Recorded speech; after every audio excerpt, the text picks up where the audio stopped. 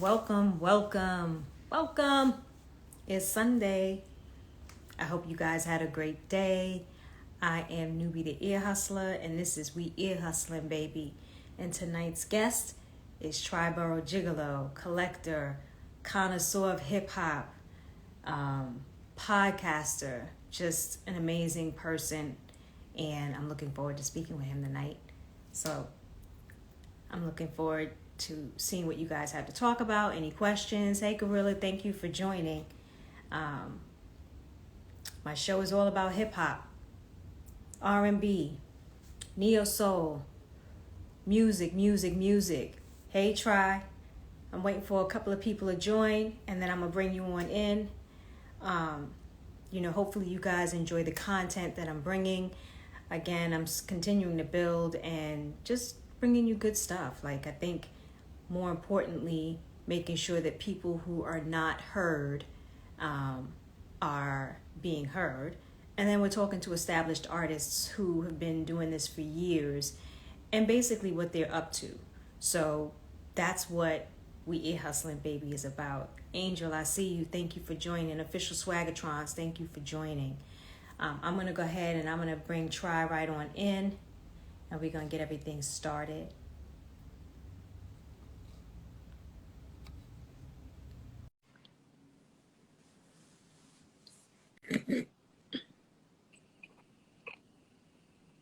I hear you, brother. I was like, I can hear the crackling in the background. How you doing? What's up? How you doing? Good, good. Part of your head is cut off here at the top. Kale Daly, thank you for joining. Thanks, Angel. Glad you're excited. So tonight's guest is none other than Triboro Gigolo, who is just a wealth of knowledge when it comes to music, movies, podcasting. And we have been talking back and forth, and I wanted to make sure that we got him on the show so that he could just share his entire existence in terms of this music thing. So Try, I'm going to go ahead and let you introduce yourself. I'm Triboro Gigolo from Brooklyn, New York. Born and raised. Was raised in the '80s and '90s, and I met coming on Instagram.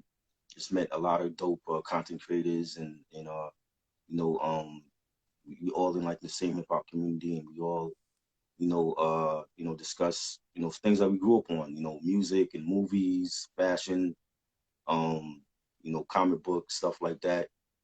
And I'm just a regular head. I'm a regular guy. Like I just love different things, and I'm passionate about whatever it is that I do and talk about. And you know, yeah, that's basically me. That's what I'm saying. Like I'm outspoken. I say whatever's on my mind.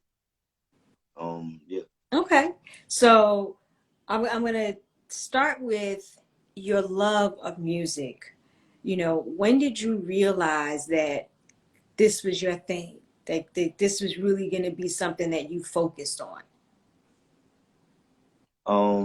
That was like early. Like that was when I was like 4 or 5 years old. Like my mom is like a collector too. So it was like I was born into like this culture of collecting, vinyl and different action figures and stuff, comic books. And my mom was like a huge comic book head.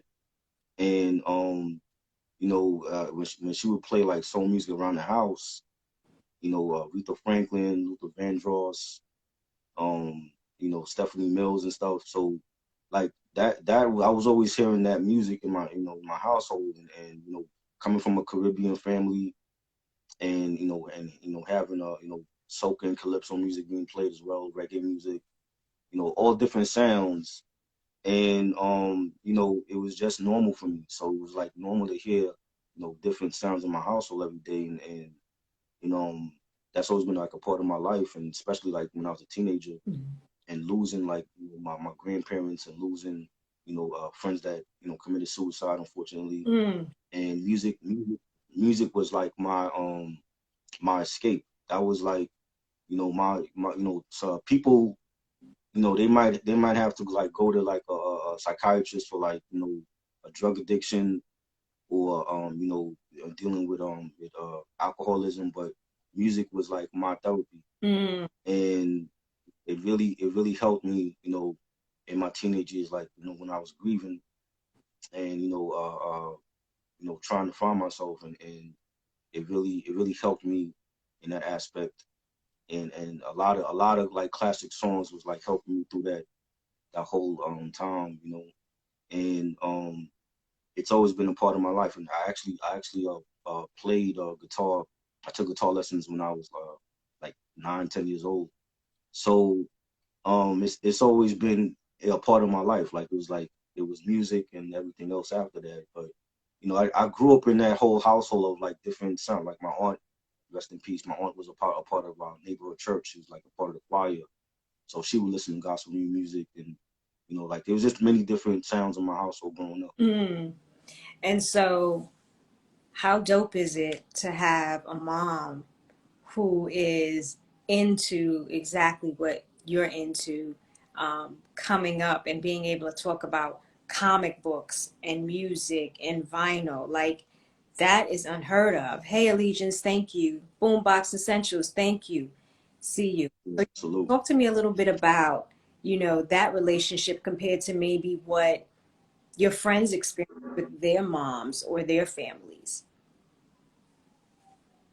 Um, I mean that we always have that bond. I mean, I'm the only child, so I never had like any siblings. It's always been me and my mom, and coming from a single parent household, and we always had that bond, and that connection when it came to music, and it would be like I don't know too many other parents, that they know they're aware of like certain artists that their kids are listening to. Even back in the '90s when it was like MOP and Onyx, and my mom like was aware of like those groups Mm. where like other kids' moms, they didn't know who was Onyx, who is Wu-Tang Clan. They didn't know. So um I think because like I was the only child, like I always had that connection, and she was always like aware of what I was listening to. There's been albums where I couldn't purchase because you know it was the music content might have been too explicit at that time. Like NWA. I remember having she forbid me to even listen to any NWA music because of like the explicit content. Big Daddy Kane, Taste of Chocolate album, that was like an issue Really? when I wanted to get that. Yeah, because I mean because of the sexual nature of it, and she had like some friends at her job that they had purchased the album, and they suggested that I didn't get that album at that time, so I never got that album.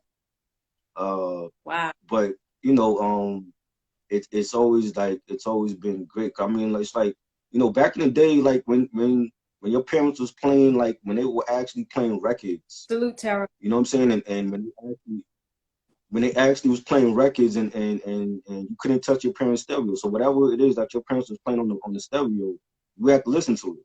So whether it was when she's playing, the Commodores or some Marvin Gaye, you couldn't touch that record player to turn it off and be like, oh, I don't want to hear this music. You know what I'm saying? So it was like, you had to listen to whatever your parents was playing on the record player that, back then, like before cell phones and streaming and all that. And I think just listening to those out, seeing those albums, come in the house, and hearing them was like, that's what I grew up on. So at that, a lot of kids in my class, they didn't know about that. A lot of these other artists, Ultimate and Fire, who's them? SOS Band, who's them? You know what I'm saying? So it just that brought us closer, just having family time, and playing those records on the weekend and stuff. Yeah. I mean, I think that's just, I think I came from a similar type of background where, my parents were playing Rolls Royce and, a lot of these old school um, records, Shaka Khan. I mean, just a little bit of everything. And so I think coming from a background of family members that enjoy music, especially your parents, is Mm. always a good thing. My first show and tell thing was bringing Sugar Hill Gang's, Rapper's Delight to school. So, Yeah. we are immersed in it. Now, you mentioned also that you had some friends who passed away from suicide and coping with that. Yeah. Talk to me a little bit about that. I had a friend that went to school in high school. I mean not high school, middle school from first grade to eighth grade, and we were close. And he was like the class clown, and he was always making people laugh in class, and he was good at sports when it was gym time. Playing basketball, playing football, and all that. And he was just always a fun loving guy, and he ended up taking his life like I want to say like 2 years ago, and it was over like the death of his father, and he missed his dad, and he couldn't cope with it, and he ended up taking his life, and I had lost touch with him uh like all through high school. I lost touch with him, and I used to always ask people like how he was doing, and they didn't even know. Like I know he got in trouble with the law and all that. They didn't even know how he was doing, but I had a homeboy that called me up and he told me that Patrick had passed away, and that really shocked me because I didn't think I would even hear those words from him, and Right. I've had family I've had cousins in the past that they were they passed away from the same thing, and family friends and stuff, you know people that I grew up with. So it was just like it's always sad to hear somebody that you love and care about no longer here. Right.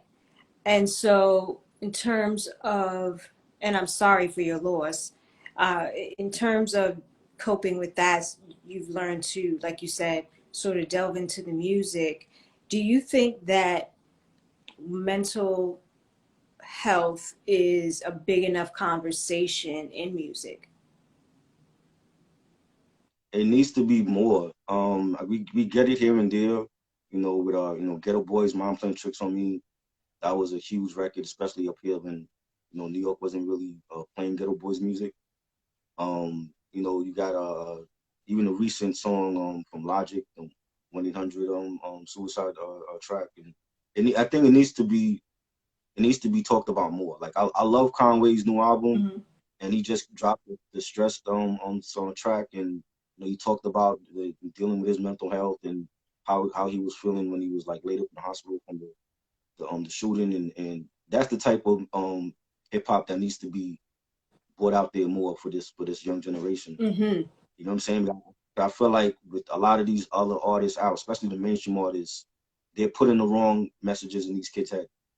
And when you're making songs about sipping lean and popping opioids, what kind of message are you giving to the kids? Right.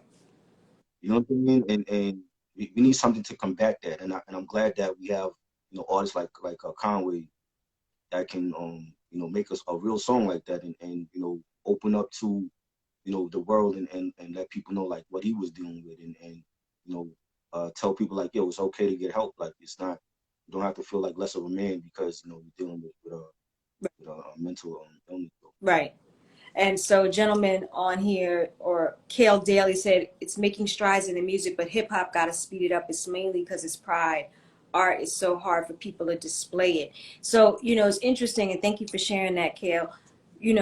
I can't help but think of Kanye's documentary, which I think a lot of us have been watching. And um, he, in my opinion, definitely needs help. I think he's needed help since his mom passed away. And when you're talking about people who are on this sort of level of creative genius, you know, 9 times out of 10, those are the people that need the most help because their creative energy is on a whole different level. And so I agree with you. I Right, think that it's important that mental health is discussed. Um, you know, in the black and brown community is taboo. You don't need no right, therapist. You don't have to go talk to anybody. And they make it our families, especially, the generations above us, you know, they they think it's the worst thing in the world to know that you're getting help. And so I'm glad that it is coming out in music because music is the avenue, for people to release and to feel better about themselves and their situation. So I appreciate you sharing that. I think that's a very important topic um, yeah, to go on. So now I also wanted to talk a little bit about your involvement in the podcast. 80s, 90s, and 2000s vibes. Talk to me about how that came about and your love and passion for that era or those eras of music and movies. That came about when it was last year. They were looking for people to help their team, and I've been a part of like a team before in podcasts, and we had some good times, but it really it really didn't go well. But I was looking at their page and following them, and they know a lot, and each one of us. I like the fact that we all have our own movement, we all have our own channel, and we're all knowledgeable. And when I came in there, like they welcomed me with open arms, and you know, it's been fun since like October, just doing things every day with them, and getting to know them behind the scenes as well. Like, it's not just about like putting out the best content, but actually getting to know these people from all over the country, from Philly and Louisiana and Utah, and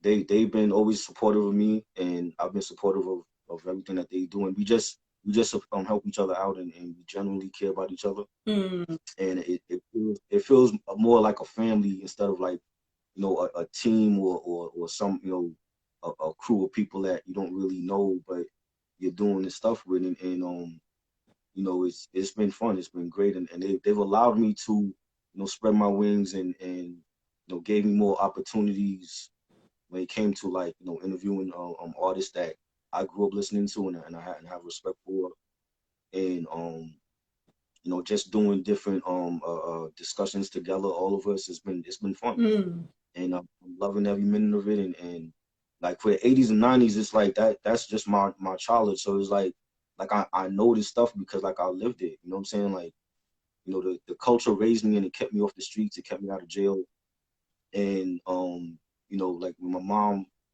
being a single parent, and my mom going to work, and I'm staying with my grandparents, and the culture gave me everything, and I'm fortunate enough to be here, and to to still have those lifelong memories that I can share with the world, and with social media, and it's been a blessing, and I wouldn't trade it for nothing. Yeah.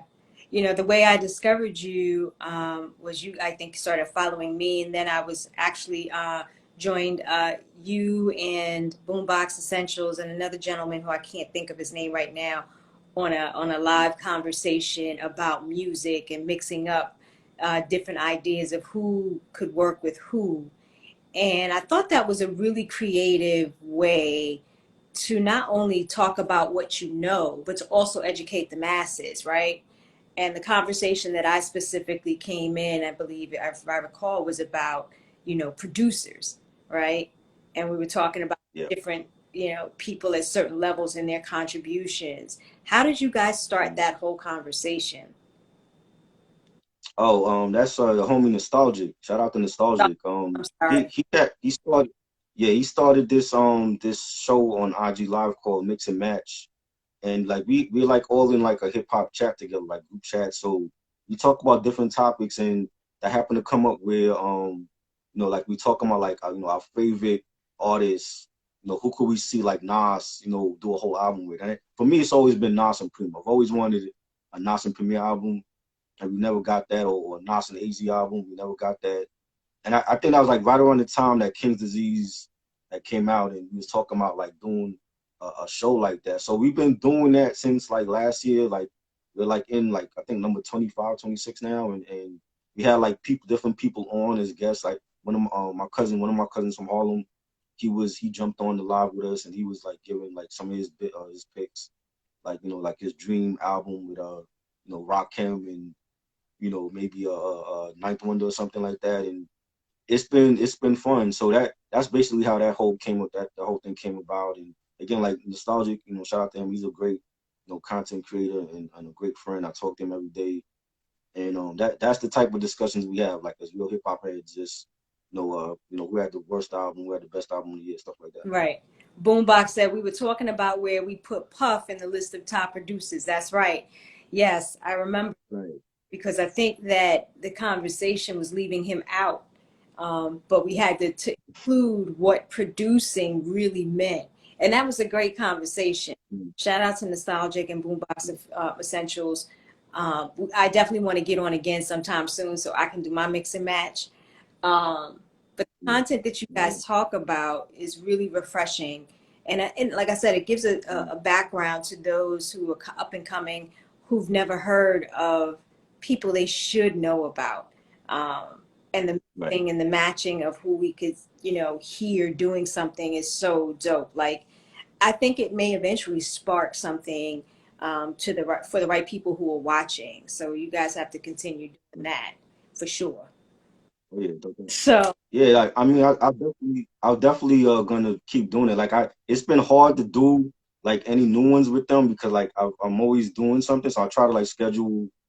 I have to like try to schedule it now with nostalgic, but yeah, we definitely gonna continue to do that. yeah, I think everybody has found something during this pandemic. Not everybody, but a lot of people have found something during this pandemic that feeds their soul, that makes them feel better. Yeah, We couldn't go outside. This was all new to us. Whoever thought that we would be living, through a pandemic? And right. so creative heads come together and you get these things going. That's how I got We Eat Hustling Baby going. What do you foresee? Excuse me, I got the hiccups. What do you see foresee happening once we're outside? Do you think that these sort of groups and things that come together are going to continue to happen? Oh yeah, I mean, you always gonna need that. I mean, like 25 years ago like that. I mean, we used to have these discussions on like the front stoop and just talking about like with my homeboys like, oh, well, Jay-Z, who's better, Jay-Z or Nas, and who had the best album of the year. Like we always had these discussions in school and all that. And I think it's needed now for this, for the generation and for the younger kids, and to let teach them about the culture, because a lot of them don't know about it. And whether we had a pandemic or not, I'm like, we always need to have these type of discussions and keep a lot of our legends growing up, in the conversation so nobody ever forget about them. So I think it could get even bigger, once if and when the pandemic is over Yeah. and you start seeing a lot more content creators with their own show on bigger platforms and just giving out knowledge to everybody. Yeah, I could definitely see you guys outside on the stoop talking about this stuff.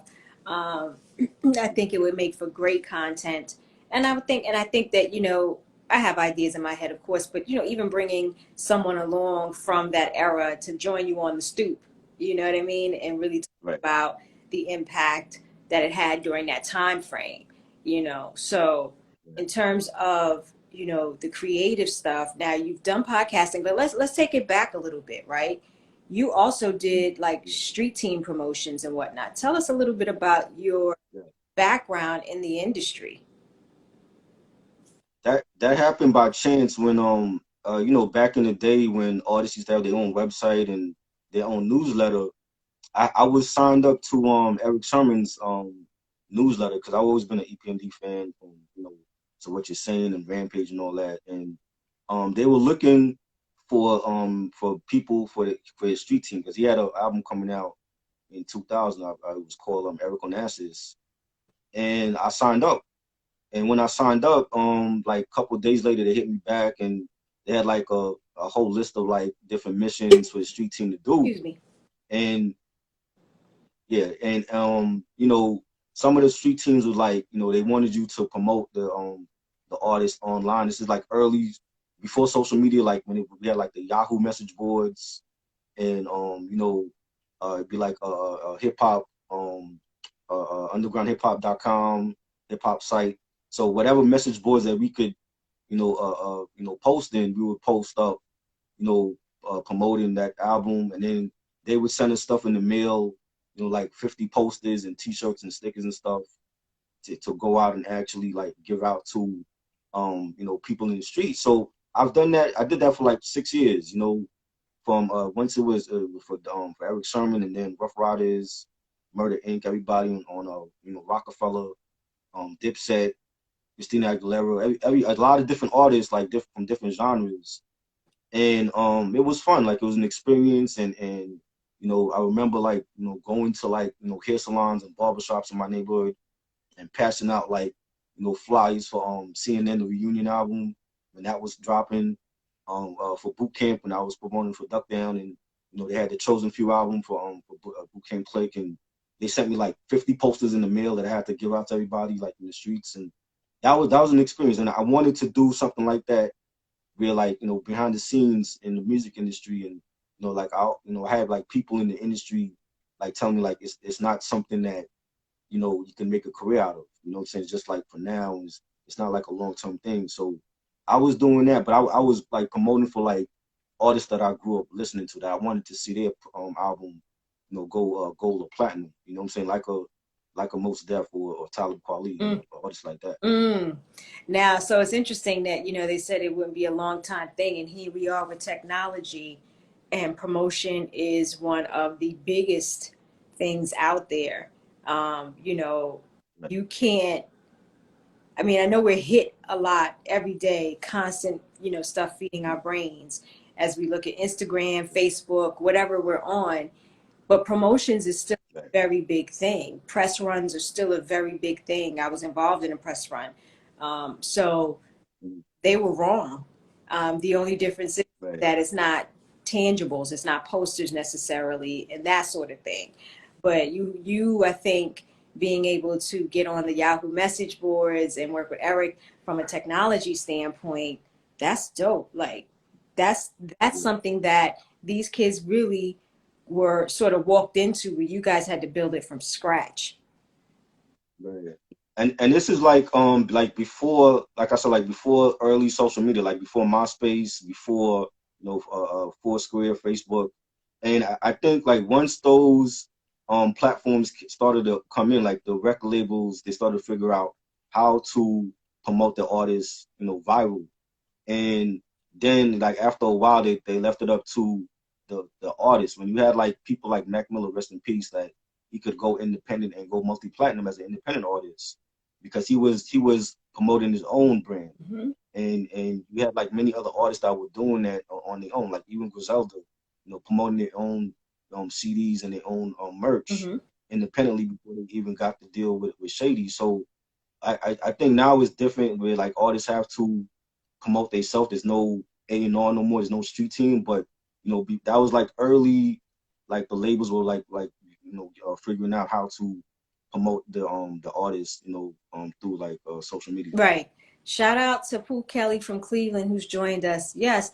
I think, again, the amount of knowledge and the experience that you've had working in all of these different areas makes you a jewel, in my mind, in terms of this music thing. And I said to you, you remind me a lot of Rob Markman. Rob Markman runs Genius. He is, one of the top interviewers out. He's also a hip hop artist. He's got all these things going. And I think that, your contributions are important and need to be recognized, because there are a lot of people out here who do, hip hop collecting, but you are like not just hip hop, it's music, Right. it's movies, it's comic books. You know, if you had to choose, if you had to choose one, what would it be? I don't know, man. I mean, naturally, I would say music, Mm-hmm. but it's like I think for me, like just having like a great childhood and be going to the movie theater when I was like 5, 6 years old. I've seen a lot of films and I know a lot of movies. Comic books. I was reading comics and I still read comics, to this day. And I don't know. I'm probably be music, but I'm open to anything. I'm open to discussing any other um form because I love a lot of different things. I have a lot of different interests and passions for stuff. So Now, talk to me about the music and the movie connection, right? So, your movie buff, does that go hand in hand, or is it separate? it goes hand in hand because like one of the first I remember like one of the first films I went to see in the theater was Gremlins back in like I believe that was 84, 85, like just having again just having that connection with my mom and being the same like the only child. It was like whatever movie my mom went to see, I went with her. So we having family night. We going to see Gremlins. We going to see Karate Kid or Top Gun. Batman, whatever films was out, we was going to see together. And I've always had a love for movies and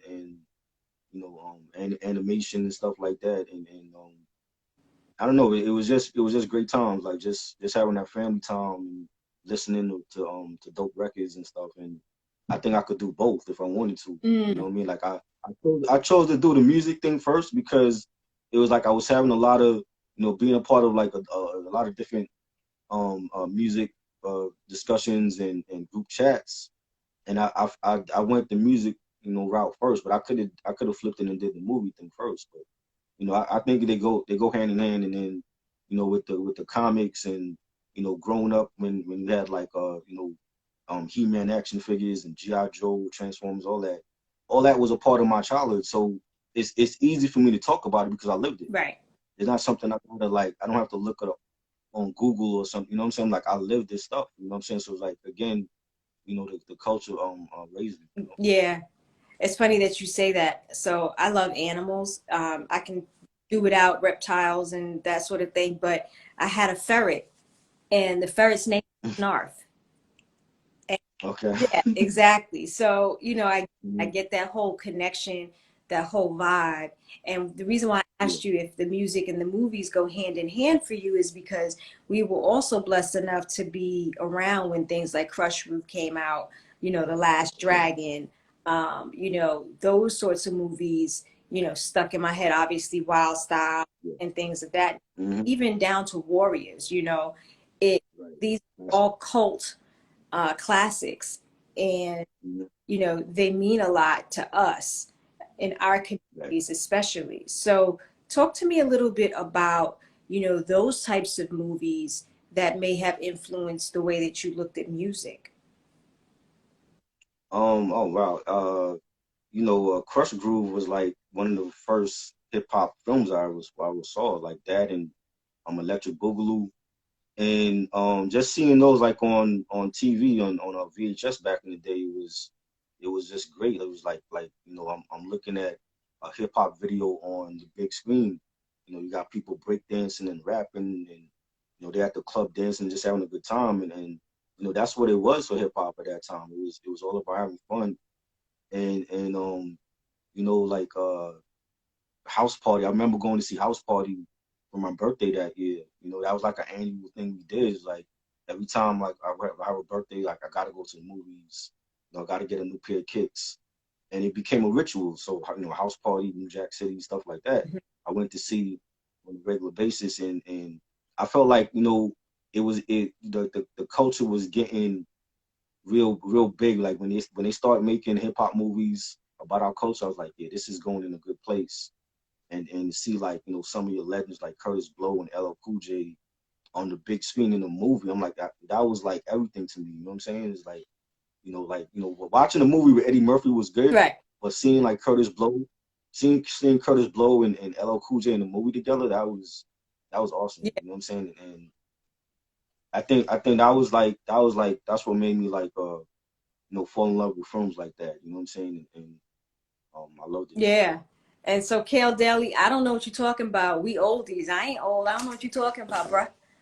So I think that not only did we have that experience with hip hop, but then we had more of, I, I want to say, even musicals in terms of what we experienced. And then we had the merging of, hip hop and rock, and, with Run DMC. Or we had the great Gregory Hines in the movie with Billy Crystal, doing his thing. And then even Right. before that, he did his whole movie. I can't think of the name now, but boom, boom, can't think of it. But music for us is part of our language. And I think Right. even when it's pop or rock, when we start talking about artists like Madonna with Holiday, and the things that we were Mhm. exposed to, like a Virgin, in New York, that's the stuff that was played on Kiss FM. You know what I mean? And so, right. or what's the group? E A E I. I, I can't. Yeah, Freeze. I think they're called Freeze. yeah, Yeah. freeze. Like those songs, you know, are also part of our history. Tell me a little bit about, Yeah. sort of delving into that side of music and what that was like for you. Well, again, like my mom was she had what they say eclectic taste. Like she was not just into soul music, Mm, but she was into rock. She was a huge Beatles fan. She was huge into Genesis and Phil Collins mm, and Madonna. So and I was born like at the tail end of the 70s, 78. So like when I was aware of like what music was, it was like the beginning of Thriller, like the Thriller era for Michael, mm, and the beginning of Like a Virgin for Madonna. So like those albums were like in my heavy, like I had a heavy rotation at like 5, 6 years old. mm. You know what I'm saying? Like so like my favorite albums even then was like, when my mom would turn on the record player and I'm taking the records and I'm like giving it to her like this is what I want to hear today. I want to hear Thriller, I want to hear Like a Virgin, I want to hear Purple Rain, I want to hear Face Value, Cyndi Lauper. So it's like those albums are always in my heavy rotation because that's what I grew up in that era and seeing those videos on, Friday night videos and New York Hot Tracks, Video Music Box, and it basically started from there, and then just like again like having different sounds in my household, it was normal for me to hear that stuff. So you know um I could pick up a Pat Benatar album and listen to with no problem. You know what I'm saying? I could pick up a Linda Ronstadt album and listen to it no problem. So I've always had different tastes when it came to music. I never try to limit myself into just being a hip hop head or R&B or whatever. I've always loved different things, and that's what everything. So Right. the music part, the music part, it helps now. Like if I can go on these different platforms and talk about Nirvana or talk about Limp Bizkit or Ariana Grande because I listen to these artists. Mm-hmm. New Kids on the Block. I have a story about that. I'm glad Boombox brought that up. 'Cause I told somebody like growing up when I was listening to New Kids on the Block, I got teased for listening to New Kids on the Block. Mm. You know what I'm saying? Like kids at that time in school, like they wasn't listening to New Kids on the Block. You know what I'm saying? And I've always loved New Edition is my favorite group all time, but Mm. New Kids on the Block being that the same manager, Right. and they went farther than New Edition record sales wise, but they made some dope songs, and I still play them to this day. I think too that the difference is in the type of listener that you have, right? So you, myself, nostalgic, boombox, gorilla strong. Right, So we are listening for something that moves us, right, right? And I think that doesn't have a color, that doesn't have a genre, that just has what it right, is. And with that, we allow ourselves to be exposed to different things. Because you said Linda Ronstadt, and the first thing I thought about was mm, Stevie Nicks, and all these classic, of course, Genesis, Phil Collins. We can't without Sting. We can't. So all these musicians have affected us in some way or fashion. And while you may have been teased, coming up, I mean, I'm glad to hear that it didn't fade you. I mean, my first 45 was Come On Feel the Noise by Quiet Riot. Like, you know what I'm saying? And my family was, mixed in terms of the household. So there mm, a Greek right, stepdad, black mom, black dad, Cherokee Indian stepdad. Like, so there were all these dynamics and everybody listened to something different. You know what I mean? So, right, yeah. And boom, right. that David Bowie and Queen, you can't, Hall and Oates, Legends. the Doobie Brothers. Like, Yeah, we could go yeah. on and I'm on. a big Hall and Oates fan. I love Hall and Oates. I'm a big fan of Hall and Oates. Absolutely. You know what I'm saying? I think Yeah, people just don't understand sometimes that the musicality of things does not have to have a color or ethnicity, right, or race associated with it, which makes you more of a person who's able to have a conversation around music, right, you know. right. So your Yeah, contribution in that way is detrimental to, I think, people learning. And so I'd love to be able to see you on a bigger platform, a bigger stage, talk about the different experiences, and maybe even where you were in your life when you heard, Linda Ronstadt, Yeah. Genesis. Yeah, I have so many memories of where I was when I heard a certain album or a song, or watch the video for something. So it's like I could write a book on that. It's so many great memories that I'm fortunate to still have to this day. So I'm appreciative of that. Yeah. I can't remember a lot. My memory is horrible. And so I find myself going back and looking for things. We had I was on Weekly Rap Gods, and we had Busy Bee on, and I started talking about an artist by the name of Pigmeat Markham. And I also talked about Tricky T, and he didn't know who Yeah, we were, and I was so surprised because he's whole older than right, we are. But the first, supposed hip hop song was "Here Comes the Judge." You know what I mean? I right. don't think people really, know as much as they probably should. And then I had someone challenge me on the live Mm, in comments and say, "Well, that wasn't the hip hop. Hip hop started, way before 1968." No, that's called scatting, right? And right, so, right. right. So here's where you come in, or nostalgia Mm, comes in and represents for the community that really knows about music history. right. See you writing a book. Is that something that you thought about?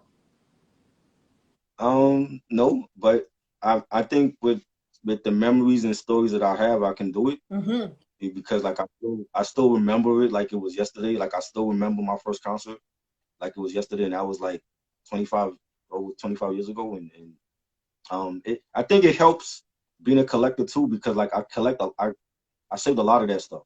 I saved all of my concert stubs to different shows and different events that I went to. And one mixtape tour when they were at the Madison Square Garden, and it helps that I'm a collector, so that if I forget something, I can always pick up this piece of artifact and be like, oh, I remember now. You know what I'm saying? So, but I think I could write a book, on just like how many times that I went to a record store and bought a new album the same day it came out. Mm. Now, You know, being that you're a collector, where do you keep all this stuff? Like, do you have it in glass? Do you have it in plastic? Do you have it in a storage? Like, how does that work for you? Because I know about I have equipment. We don't have a whole lot of damn space. right. Um, my vinyl, I have like the ones that I play like often, and the ones that are like that mean a lot, I keep in like a bin for now. But I am getting a whole like vinyl casing for it and everything. There's other vinyl that I have like stored away that I don't really play often, but I'm gonna they all gonna go in like the casings. My CDs, I have like a big space for my CDs. I have other CD like carousel cases for those. My DVDs are like on my dresser, like all stacked up with each other. So I have like places for certain things, but there's like for my figures and stuff, I haven't like displayed it yet because I don't have like the like this display cases for them just yet. But I will plan on displaying them at some point. Yeah. What I found was, for my stuff that I collect, well, I have 3 bins, Rubbermaid bins at my twin brother's house in North Carolina with all of my Yeah, mother's records. Um, and so I need to get to those and put those in casings. But then, cassettes I have in a closed bin, and I found that on Facebook Marketplace, if you do certain searches, you can yeah, find like these sort of casings for real cheap. So I've been sort of right. searching out to make sure that I collect that. I collect eyewear, all these things because I want to be able to leave them to my family members. I don't have any children. And so Right. what do you think, or what would you like your legacy to be in terms of your family with this whole thing of collecting, just collecting alone? Well, my mom knows that she knows about the collections, and she also supports the content I do online, and she subscribes to a lot of the stuff that I do, and she knows like I don't even like to think about that. But if anything did happen, you know, I would love to donate everything to the Hip Hop Museum, and because it is a part of the culture, and I don't want to see it go to waste. I would definitely love to donate everything to like the Hip Hop Museum, Mm. and my legacy for me is like I want to be like, for me it's bigger than just podcasting. Like it's all about our culture, and having future generations know and be informed about our culture. You know, the same way like they do that for rock and roll, and they do that for pop music, and I feel like our music needs to have, you know, our own museum, and you know, just a place where people can you know, talk about, you know, our legends, and have like seminars and forums on that stuff. And Mm-hmm. it's bigger for me. Like, that's what I see. Like that's what I want my legacy to be Mm-hmm. when it comes to this, to everything. You know, Right. it's my contribution to hip hop. Absolutely. And I think that makes sense. Just when we talk about legacy, it's not necessarily about, something that's going to happen immediately, but what we want to have happen when we do pass away and what we want to be known for. And I think, aside from being good people, we also want to be known for our contributions to whatever it is that we were passionate about.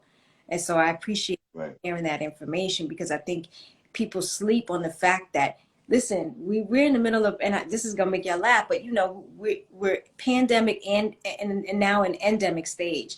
But just as quick as this happened, we can be here again, and then we're in zombie land, right? And if you look at the book of Right. Eli and him finding music to play, you know, all of these Mm-hmm. things enter my head, and I don't know if it's because I watch too many movies too, but you know, this is like I Am Legend for me. You know what I'm saying? Yeah. Like, there's all these Yeah. different variables, and you can't tell me that people like yourself who are into comic books and collecting and stuff, we haven't thought about this sort of thing, right? Yeah.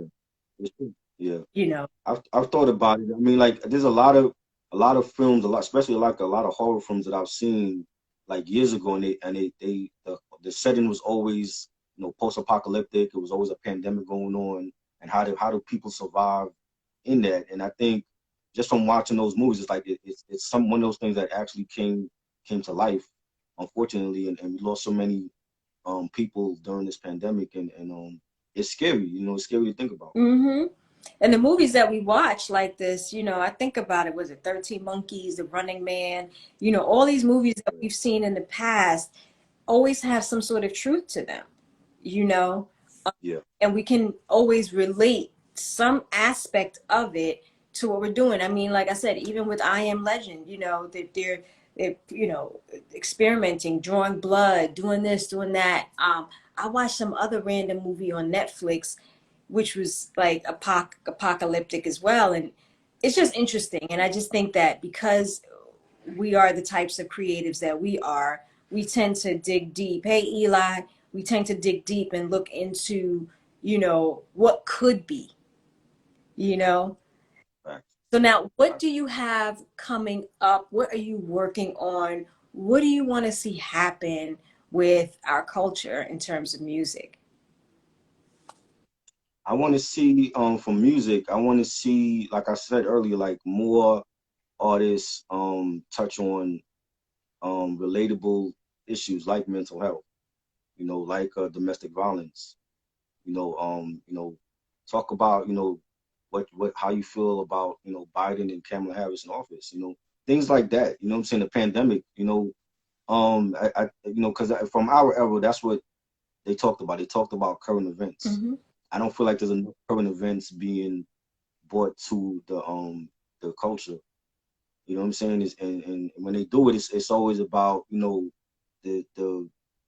being woke, and the dirty cops. But it's more. It got to be more than just that. And that's what I would like to see happen, and more more recognition for, the old school, especially the '80s artists.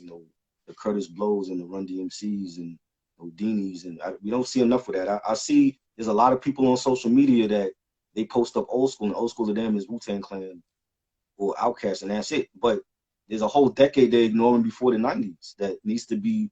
We need more recognition on the '80s rap, Right. and I don't see it for that. Yeah. And yeah, and that's what I would like to see, and more there's a communication gap between the old school and the younger kids, and that needs to be fixed. That needs to be the older heads have to understand that it's their time now, but at the same time, the younger generation needs to know their history and where they came from. Because if it wasn't for the artists from the '80s, you wouldn't have a Little Yachty, you wouldn't have a Drake, Right. and I need to see more of that. I need to see more discussions with the older generation and the younger heads, and that understanding, or at least come to a medium. And I don't see a lot of that. Yeah. And as far as like what I'm doing, like I'm just again like everything I'm doing is for a bigger purpose, and I got more interviews coming, and I want to be able to talk and sit down and talk with a lot of artists and actors that I grew up having respect for and watching their stuff, and just putting out great content for the just our generation now when it comes to music and movies and stuff like that. So Right. No, I think that's right. I know, as some of you know, I'm a co-host on Weekly Rap Gods, and one of the things that we try to do is keep those 80s and 90s artists sort of out there, especially the ones that are still doing things. And talk to them, and then we also have the greats. We have the Chuck Chillouts, we have the Busy Bees, and we have more great artists coming up. But I also think that, and I said this before too, is that there is a disconnect, and it would be great to have representation from both generations at a round table to have a conversation. like You know what I'm saying? About I this music thing, and understanding, the respect that's required on both ends in order for us to respect one another while this is all happening. You know? right. So, I agree. yeah. I agree. And I've been like, it bothers me when, you might be like from the older generation, and, you see when you try to, I feel like people attack you for your comments. So it's like, if you feel like, so a younger person might say, oh, well, I think Big Sean is the GOAT and Common got no classics. And then you feel compelled to give them that knowledge. And then they don't take it. It's like they got something bad to say, or like, oh, you old, you don't know what you're talking about. And that's the type of discussions we need to have more of. Like, why do you feel like Big Sean is better than Common? Right. Why do you feel like 444 is better than Reasonable Doubt?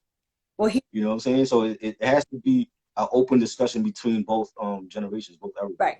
And it has to be the right people, because there's also the know-it-alls, right? There's the people that Right. they make those comments because they don't have anything else to say, or they don't have Right. knowledge to really represent why they like Big Sean over Common, or vice versa. Every Mhm. artist has its day.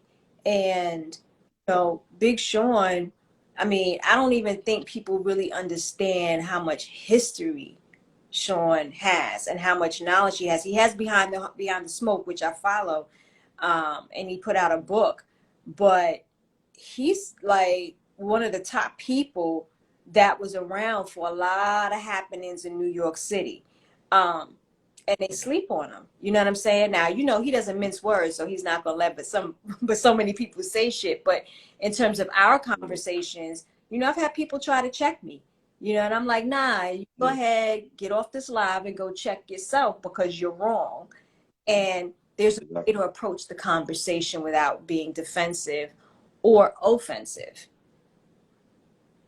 Yeah. you know? I find myself struggling with that because I mean, I just I don't I just speak my mind. So sometimes it might come off like I know it. I'm like, no, I don't know everything. But I like when people make a statement like that, I'm like, well, I'm curious to know more about why do they feel the way that they feel about that statement. You know what I'm saying? More than trying to check them. You know what I mean? Right, right.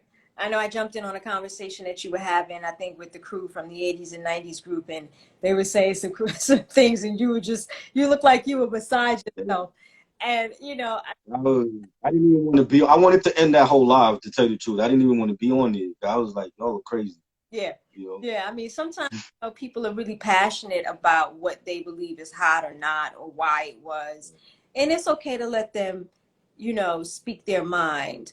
But they also have to understand that this is now become, if you're doing that and you're not speaking with logic or with facts, now that it's really a preference and an opinion, and that's, right. you know. And then Mm-hmm. you hit it on the head with the current events. I think that Yeah.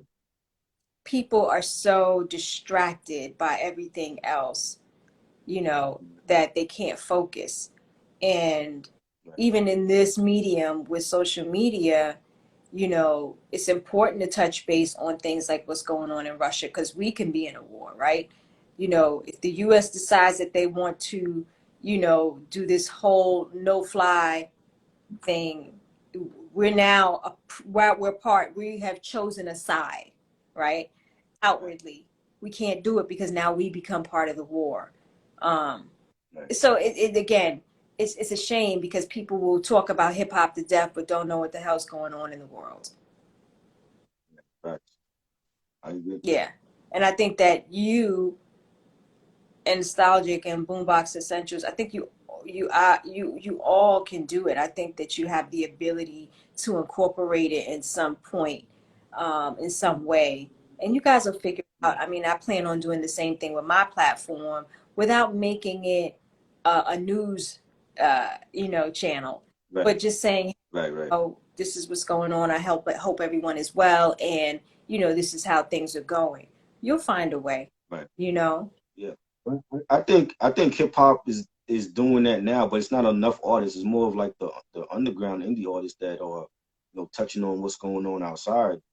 But I think, that's always good, like to always incorporate, what's going on in the world with, um, you know, especially with the platform that we on. So Right. We have the mic, we can be part of the education, or at least the yeah. enlightenment, if you will, about worldly things and take people out. I mean, because right now we're just now ending an endemic, and the distraction is what's going on between Russia and Ukraine. You know, Right. there's always a distraction. We just have to know that it's a distraction. Yeah. It comes with the territory. So I just want to tell everybody, or ask you to tell everybody, where they can find your podcast, where they can find you on YouTube, and where they can find you on IG Live. You can find me. I'm on Instagram, Triboro _Gigolo. I have my own podcast on YouTube, That Ain't Rap Podcast. Subscribe to the channel. I do nightly live streams with the homie Reg Thompson. Shout out to Reg. He's out there in North Carolina. You can find me at 80s, 90s, and 2000s Vibes Network. Subscribe to us on YouTube and follow us on Apple Music, Spotify, Google Play. We do a podcast on there. Follow us on TikTok. Follow us on Instagram. Uh, Shout out to Nostalgic. We do mix and match series. We haven't done it in a couple of weeks, but we will get back to doing it. And shout out to him and his podcast, his platform on Instagram. And yes, I'm doing like many different platforms, but those are like the main ones you can follow me at. And, subscribe to Levels of Geeks podcast on YouTube, because I've done stuff with them. With that's a movie podcast, and they do like great movie discussions and movie news and reviews. And I've done stuff with them in the past, so shout out to them. Damn, you everywhere. Yeah, just trying to expand. Yes, yes, absolutely. I can respect it. I'm gonna try and get on some of those. I work 9 to 5, and then I get off and I do all this stuff. So I gotta make room in my brain, and make Yeah, enough rest to engage. But yeah, this has been a great conversation. I appreciate you joining me. And for those thank you. I appreciate who watch tonight, my name is Nubi the Ear Hustler, and we ear hustling, baby, with tonight's guest, Triboro Gigolo. You have been ear hustled. You could have been anywhere on a Sunday evening, but you're here with me and Try, so I appreciate you.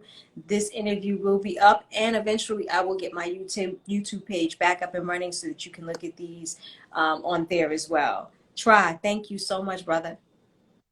Thank you, Nubi. I appreciate being on here. It was great. Anytime you want me back, I'll be happy to come back. And salute to everybody that came through Boombox and Cal L. Shout out to everybody. Yes, thank you. Everybody have a great evening, and I'll see you guys on Tuesday. Good night. Peace.